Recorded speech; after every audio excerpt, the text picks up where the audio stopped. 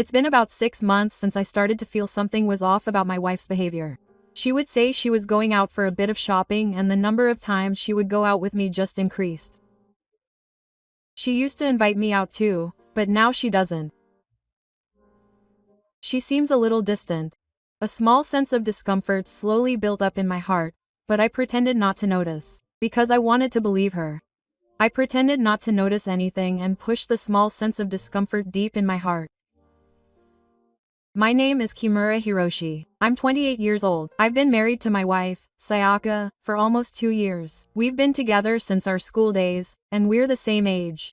It all started when we happened to be sitting next to each other at a club drinking party. That night, we laughed out loud at silly stories, missed the last train, and fooled around while looking for a taxi. I think we were somehow on the same wavelength from the beginning. I don't remember having a real fight even after we started dating. We respected each other and were able to be ourselves without forcing ourselves to fit in. After graduating, I got a job at a local company, and Sayaka started working as a medical secretary. During those days when I was struggling to get used to working life, just seeing Seika on the weekends was the only thing that healed me. And then we got married naturally. The first year felt like a continuous honeymoon. We went to the supermarket together on weekday nights, discussed whether we would have curry or hot pot that day, and on the day we splurged and bought steak meat. We even opened a bottle of wine together, and when we had a day off, we rented a car and went on short trips. Hakone Hot Springs, the coast of Atami, eggplant farms. Wherever we went, we were laughing. We even bought soft serve ice cream at a roadside station and messed around by getting it on our faces. When we went to the movie theater, Sayaka would always spill popcorn and I would blow it on her with my haka. On the way home, on cold nights, we held hands and shared a bowl of warm food. It's cold, but it's warm because of Hishi. Sayaka said those words with a happy smile. That made me happier than anything. I thought we would be together forever. There was no reason to doubt. They believed that they would look only at each other, trust each other, and support each other, and slowly grow old like that. Sayaka had a close friend, Chimi, and her husband, Narita. Maybe because we were close in age, the four of us often hung out together. For someone's birthday, we all booked a restaurant and had a great time eating cake. We also had a potluck party at my house for Christmas. We laid out homemade dishes, opened a bottle of wine, and laughed until late into the night. We went on several trips. At a hot spring resort in Hakone, the two of us talked nonsense over a beer in the middle of the night. Narita was cheerful and easygoing, and good at livening up the mood. Chimi was also caring and caring. At one time, when we had a barbecue, Narita and Chimi started arguing over the burnt meat, and Sayaka rolled around on the floor watching it. We were really close. We weren't naturally warm and special like family. We were just reliable, irreplaceable friends. At least, that's what I thought. I started to feel something was off about 6 months ago. For example, Sayaka's smartphone. Until recently, she would leave it in the living room, but now she takes it even when she goes to the bathroom. I didn't say anything. It just naturally changed. Also, she started going out more and more on her days off, saying she was going out for a little shopping. She used to invite me out, but now she doesn't. She seems a little distant. A small sense of discomfort slowly builds up in my heart, but I pretend not to notice.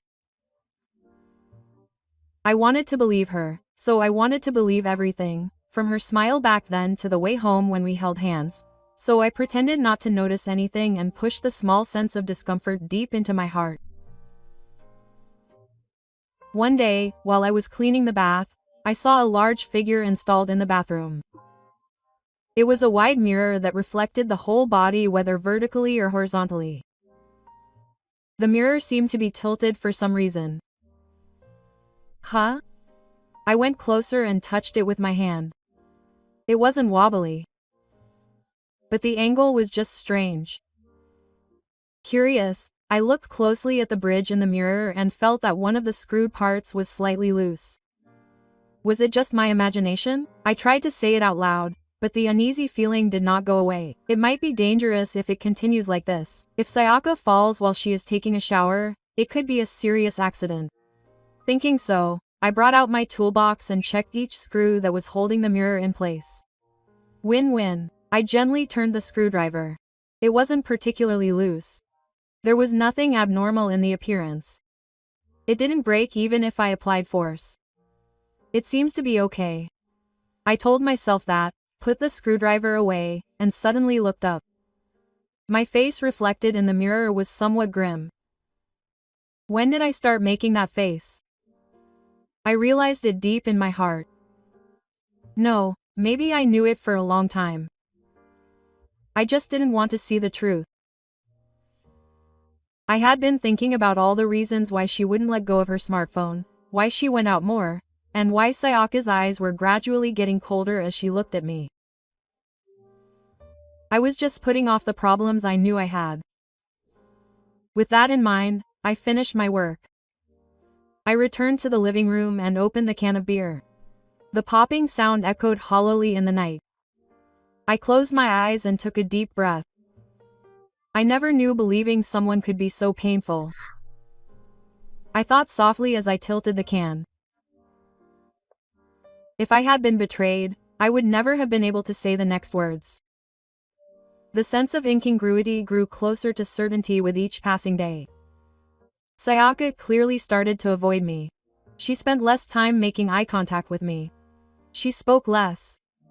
And most of all, she stopped laughing. We spent much less time together on our days off. When I asked her where she was going, she replied absent-mindedly that she was going out to go shopping for lunch with a friend. She still carried her smartphone around with her, not touching it to her skin. She had the habit of putting it face down when she put it on the desk in the bathroom or toilet. She would sometimes close her smartphone in a hurry when she heard me coming home. It must have been a coincidence. I tried to think so. But there was no way such coincidences could happen so many times. I've reached my limit. I called the detective agency that night, squeezing it small. I wanted to believe. But more than anything, I wanted to know the truth. If it's pure, that's fine. It would be best if I could laugh about it and say that my suspicions were wrong, but somewhere along the line, I already knew the answer. A few days later, a man in a suit appeared before me with an envelope containing documents. The results of the investigation. Are you ready? The detective looked a little worried. That expression alone told me everything. I took the envelope without saying a word. It weighed nothing, but it weighed heavily on my fingertips. It cut through the air quietly. There were several photos inside. The first one made my world collapse with a sound. In front of the Love Hotel, I saw a familiar face. It was Sayaka and Ritaka. Sayaka was wearing a mask, but her distinctive coat and small body lines. There was no mistaking it. Ritaka was also no mistake. Chi's husband, a trusted friend. The two of them had their arms entwined and were laughing happily together.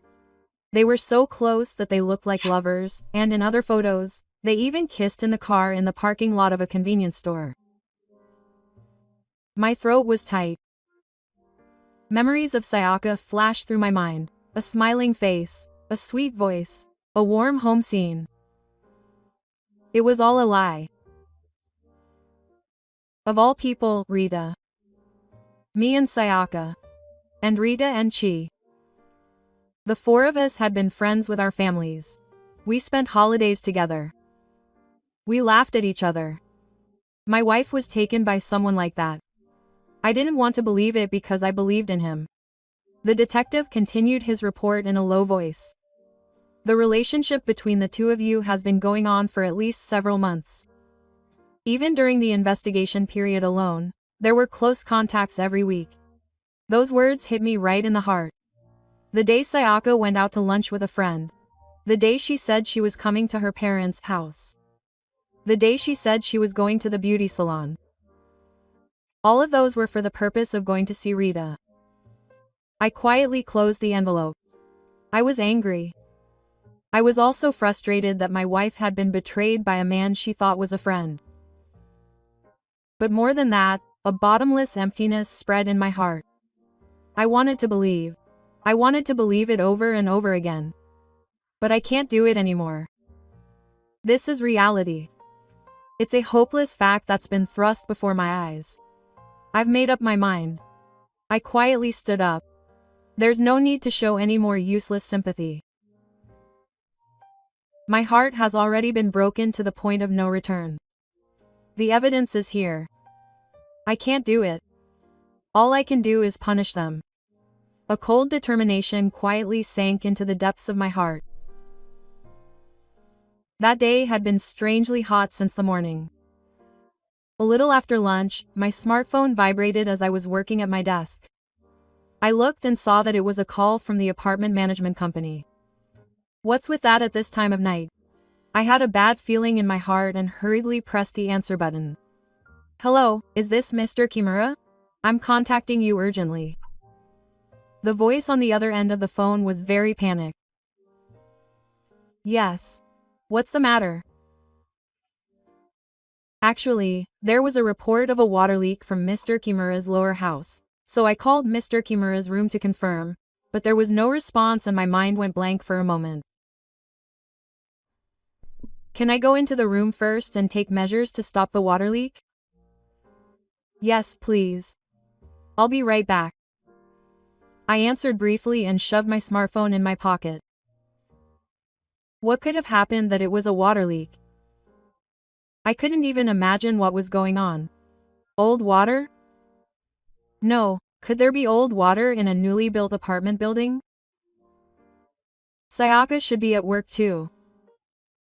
When I left the building, it was just another morning. Had she come home for some reason? Or had she taken the day off work? I took over the minimum amount of work and caught a taxi. I clenched my fists in frustration every time the traffic light turned red. When I arrived at the apartment, the manager was waiting for me in front of the entrance. Kimura-san, come here. I couldn't leave him there any longer, so I got Kimura-san's permission and used the master key to let me in. My heart skipped a beat. His wife was lying in the bathroom, covered in dirt, and the man was also there. I immediately contacted the ambulance and the police. I was dragged to the room by the manager. The door was half open. A strange air was leaking from there. The moment I stepped into the room, the soles of my shoes got soaked. The whole floor was flooded. I walked through the hallway to the bathroom. What I saw there was a hell beyond imagination. The two of them were lying on the bathroom floor, covered in blood. Sayaka was next to her. They were both completely naked. I don't need to be told what they were doing in front of the bathroom mirror, I can imagine. They were both unconscious. They were covered in dust and didn't move, even though they were shocked. Shattered pieces of mirror. A huge mirror that had come off the wall was smashed mercilessly. The whiteness of their skin, which could not be hidden even though they were covered in scum, was burned into my eyes when I returned home. A voice that said, "I'm not in love," escaped from my throat. The desire to run over them and the feeling that my legs were frozen and I couldn't move fought against each other. In the end, all I could do was stand there. Eventually, the paramedics arrived and the two were carried out at a unit price. I was stunned and watched the scene. It's Kimura-san. A young police officer who rushed to the scene after receiving the call called out to me. I'll check the situation now, but would you like to accompany the ambulance to the hospital? I just nodded. Both of them are covered in rice cakes, but is one of them definitely your wife? Do you know the man? Yes. My wife and her friend. We will enter the scene after the injured are removed. I can't hear what the police are saying. The two are being carried away in front of me. Their appearance told me everything. Why were they naked? Why were they both in the bathroom together? Why were they lying down in that state? I know the reason. I felt something black boiling from the bottom of my body. Still, I gritted my teeth and didn't make a sound. I also got into the ambulance to accompany them. In the ambulance, I was asked about my wife Sayaka's history of depression and allergies as a husband. I stared at my wife being treated with a cold feeling, wondering if I should be worried about my wife who had betrayed me so badly. The feeling of her wet, crumpled socks came to my consciousness whether I liked it or not. I couldn't stop feeling cold the whole time. After arriving at the hospital, the doctor began to explain a little. You are a family member. Click here for the procedure. The wife's condition is stable, but there are injuries on her face. She has not yet regained consciousness. The man's life is not in danger, but he has a fracture and a slight brain injury. There is no danger to his life. When I heard that, I realized that I felt relieved and vomited and got injured. What was I expecting? I sat down in a chair alone in the waiting room. The clock on the wall was making a win-win sound indefinitely. I saw a vending machine on the bridge in front of my eyes. I stood up and bought a tourist item. The can, which should have been hot, felt cold like ice. I sat back on the bench and suddenly thought, this is the beginning of the end. Everything I believed in crumbled silently. Nothing will ever go back to the way it was. When I took a bite of the tourist item, I was sure it was deep in my stomach. It was so bitter, but it had a lingering taste.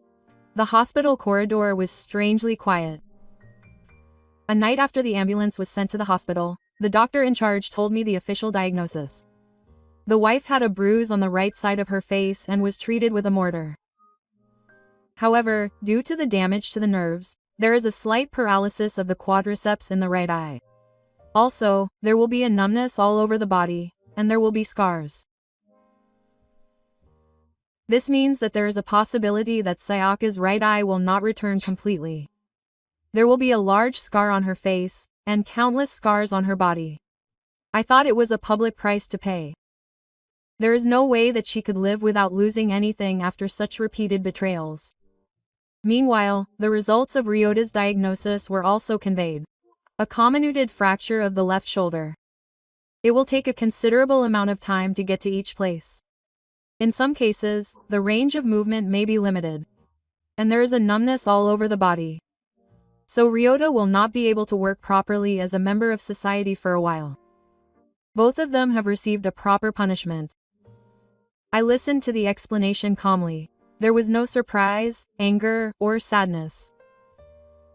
There was only a dry sense of futility. That evening, she came to the hospital. Her face was crumpled and she was crying. I'm sorry, Hishi-san. I'm really sorry. I didn't say anything, because there was no reason for him to apologize, and he had no intention of comforting her. Shim continued to speak desperately. I'm divorcing Rita. I can't do it anymore. And I'm pregnant. I was just happy to have a child in the 3rd month. I quietly closed my eyes. Pregnancy? An event that should have been filled with joy.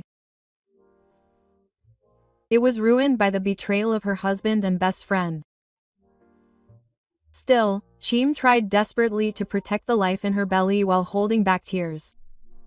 No matter how much she was betrayed, no matter how much she was trampled on, there was still something to protect. Meanwhile, what about Sayaka? She destroyed everything she had with her own hands. There's no need to think about which was truly foolish: trust, hatred, or the future. Please take care of yourself and your child. I left the place after saying that. I didn't intend to get emotional. Because the dojo and hatred no longer had any meaning to me. The next day, I immediately contacted a lawyer. I decided to leave this matter to the professionals. Because I knew that if I acted on personal feelings, I would only lose. First, I filed for divorce with Sayaka. Then the claim for compensation, the investigation report and evidence photos. I also prepared the camouflage of the deposit that Sayaka had withdrawn without permission. Sayaka had withdrawn 2 million yen from our shared course. With that money, she went on a trip with Rita, bought a designer bag, and shared it at a restaurant. The traces were cruelly clear in the bank book. Please claim it all. When I told the lawyer, my love was surprisingly cold. 2 million yen for actual losses from embezzlement. And 3 million yen for compensation for mental damages. A total of 5 million yen. This is the amount I am claiming against Sato and her parents. In addition, I will also claim 5 million yen in compensation from Ryota. The evidence that the detective had seized, the photo of her being delivered to a love hotel. The photo of them embracing each other in a car. With all this, there is no room for excuses. Official notices were sent to each of them through the lawyer. A few days later, the lawyer contacted me. Kimura-san and Sayaka-san's parents have requested to speak to me directly. There's no need to talk. Everything was already planned to be done in writing. However, the lawyer added that he wanted to officially confirm the payment of compensation, so I had no choice but to have a meeting. When I entered the designated conference room, Sayaka's father and mother were sitting there. The father's face was pale and his suit was tattered. The mother was clutching a wallet and wiping her knees repeatedly with trembling hands. They were both unrecognizable. The moment I entered the room, the two stood up and bowed deeply. "I'm so sorry." The father's voice was hoarse. The mother continued to bow to me with a face that looked like she was about to burst into tears. I felt like she was going to start a dagiza on the ground. That was the momentum. I sat in a chair and stared at the two of them in silence. I had no intention of saying anything. I wasn't going to join them. I wasn't going to yell at them. Because everything was already over for me. After a moment of silence, the father said in a trembling voice, "We will pay it here. There is no room for excuses for what my daughter did. Please forgive me for this." The mother continued with tears in her eyes. "At the very least, as a parent, I should be responsible for the apology for what my daughter did." A thick envelope was placed in front of the two. Inside was a camouflage transfer of 5 million yen and a formal contract document regarding the payment of compensation. It was a lump sum payment.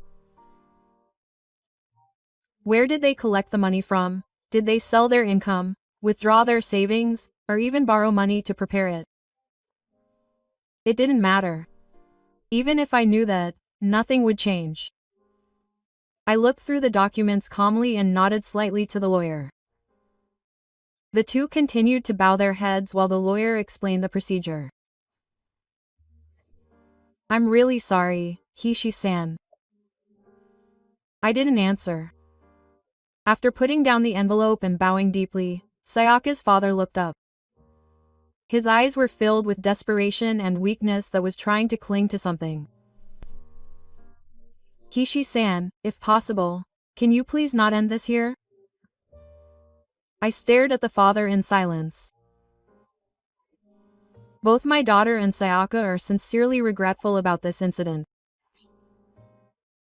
I swear I will never do this again. So please give me just one more chance. The mother next to me nodded desperately. "Please. Please don't abandon that child." Her voice was trembling. She pleaded with tears as if clinging to me. But my heart was not in Mayday. It's not regret. Sayaka probably doesn't even truly understand the weight of what she has broken. What she regrets is that she has lost her position. That her future has been closed. That's the kind of woman she is. Do you believe her anymore? I appreciate your feelings. But my relationship with Sayaka is completely over. When I told her that, Sayaka's father dropped his shoulders, and her mother's sobs echoed in the small conference room. Still, I stood up. I received the compensation. This is the end. There is nothing more to it. With the two of them bowing deeply, I quietly left the conference room. Nothing would ever come back. It felt like the dry air was pushing against my back. I headed to the ward office with those feet. Sayaka's signature and Natsu were already on the divorce papers that the lawyer had prepared in advance. A thin morsel with only our names. That was the end of us. When I submitted the divorce papers to the counter, the staff calmly went through the acceptance procedures. This would officially be our divorce. The moment the official words were spoken, I felt something snap in the depths of my chest. There was no particular pain. All that remained in the center of my body was a feeling of a hollow space. When I left the building, a dry wind that signaled the end of spring blew through. This was all over. Rita couldn't run away either. Chim had already hired a lawyer and was in the process of divorce proceedings and child support.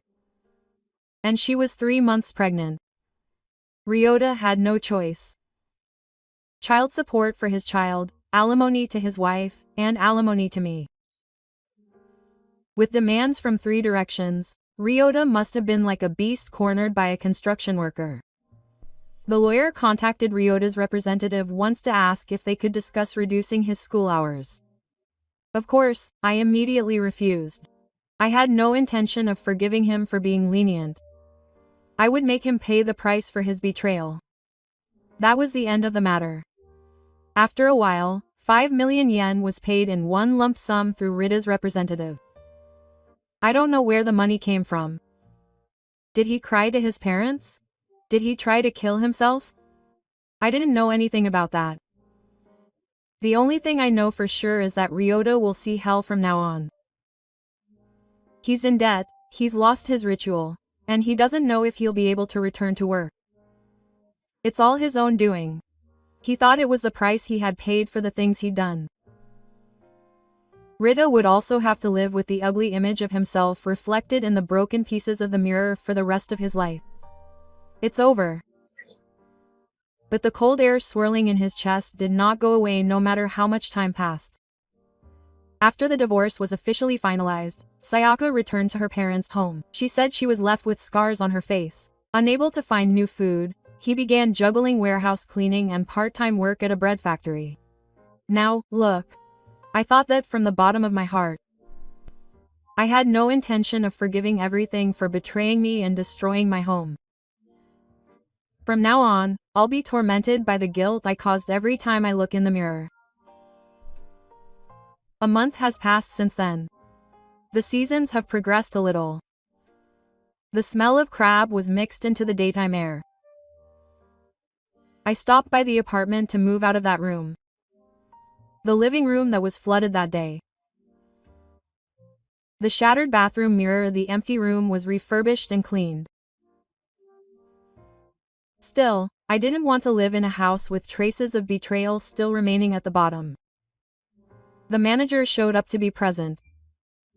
Kimura-san, that must have been hard. No, I wonder if the 2 injured people were hit by me. Original punishment. If that's what it's called, it's not so bad. I see. Well, it's convenient to think that way. I haven't told anyone. That day, I had once removed the screws on the bathroom mirror, but I had left them temporarily screwed, and I was really going to screw them back on. I had brought out my tools with that intention. But my hand stopped when I saw the weight of the screws. I thought, maybe later. Casually. And then I pretended to forget. If I had screwed it back on properly, the accident wouldn't have happened that day. Coincidence or fate? I didn't care about that anymore. I suddenly took my smartphone out of my pocket and opened my bankbook app. 5 million yen. Another 5 million yen. The compensation money that had been transferred was quietly lined up there as numbers. Looking at the numbers alone, it was a lot of money, but there was nothing that could be regained with that amount.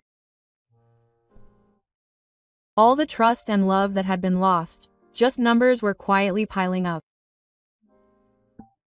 That was the sure proof of our end. I took out a cigarette and lit it with my lighter. The small sound of a click echoed loudly into the night. The smoke was carried by the wind and quickly disappeared. It was just like the happy memories of those days.